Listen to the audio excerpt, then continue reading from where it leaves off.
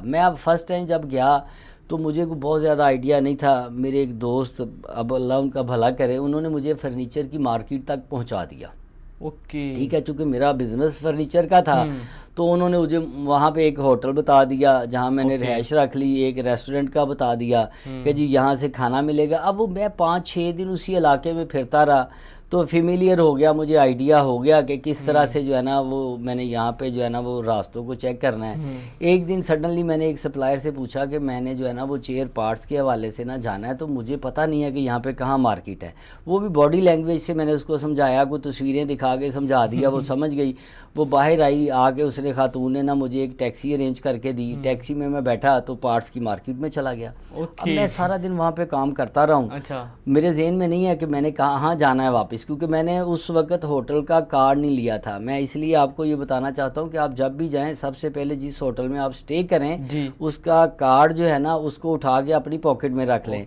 बल्कि एक और फार्मूला है, चूँकि उनके कार्ड चाइनीज़ में होते हैं। तो अब मैंने क्या किया, उस इंसिडेंट के बाद मैंने सीखा और मैंने ये किया कि कार्ड को डायरी में अटैच किया और उसमें साथ उर्दू में लिख लिया कि ये फर्नीचर मार्केट की फ़लाँ दुकान है, इसके पास ये चीज़ अवेलेबल है, ये जो है ना ये पार्ट्स का सप्लायर है, ये कुर्सियों का है, ये वेटिंग चेयर का है, ये बार चेयर का है। ये एक प्रोफेशनल तरीका फिर मैंने अप्लाई किया।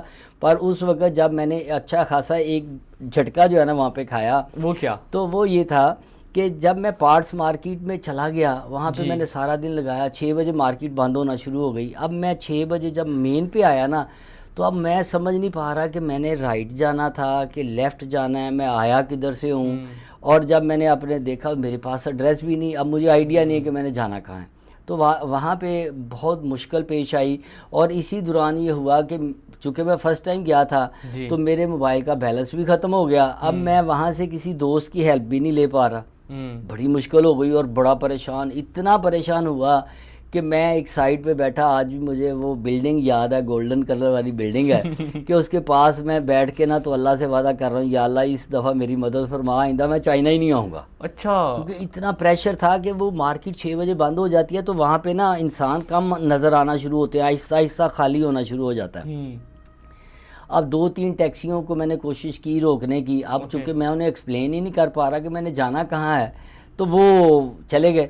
अब लास्ट पे मुझे याद है कि एक टैक्सी वाला आया, मैं उसके साथ बैठ गया ज़बरदस्ती। और उसे मैंने कहा कि मुझे मोबाइल दे, मेरा मोबाइल रख ले, मैंने इससे नंबर मिलाना है, ये कॉल इस पे इनकमिंग आउटगोइंग नहीं है। और ये सारी बात मैंने उसको बॉडी लैंग्वेज से ही एक्सप्लेन की। ठीक है, उसने मुझे वो मोबाइल दिया, वो उससे मैंने कॉल मिलाई अपने दोस्त को। और उसकी वाइफ जो है वो चाइनीज़ है, उसने फिर चाइनीज़ में उसको समझाया। ठीक है, दोस्त तो पाकिस्तानी था, वो दोस्त पाकिस्तानी था। तो उसने वहाँ फ़ायदा हो गया। हाँ, तो उसने अपनी बेगम को कहा और फिर उन्होंने मेरा वो होटल ढूंढने में भी हेल्प की। मैंने उन्हें कुछ थोड़ी सी टिप्स बता दी कि वहाँ पे मुस्लिम रेस्टोरेंट है, मुझे 30-35 मिनट का डिस्टेंस था जहाँ से मैं आया हूँ। पर अब मुझे इलाका नहीं याद कि मैं कहाँ से आया हूँ। तो उन्होंने ऑनलाइन सर्च करके वो मेरी हेल्प की। इस तरह के मामला तो वहाँ पे स्टार्ट में होते हैं। तो लिहाजा हमें ज़हनी तौर पे यहाँ से तैयार होकर और उसके मुताबिक वर्किंग करके जानी चाहिए ताकि वहाँ पे ट्रबल ना हो। और दूसरा वो जो फार्मूले की बात बताई कि आप कार्ड लें और लेके उसको अपनी डायरी में स्टेपल करें और उसके साथ उर्दू में या अपनी इंग्लिश में लिख लें कि जी ये सप्लायर है और ये जो है ना ये इसका तरीका ये है। वहाँ पे अगर कोई ट्रबल आती है तो उसका सोल्यूशन वैसे अब तो काफ़ी आसान हो गया है। कई वीचैट ने जो है ना वो इसमें ट्रांसलेशन की ऑप्शन दे दी और ट्रांसलेटर यूज़ करते हुए अब हम जो है वो इजीली अपने काम जो है ना वो कर सकते हैं। ठीक है।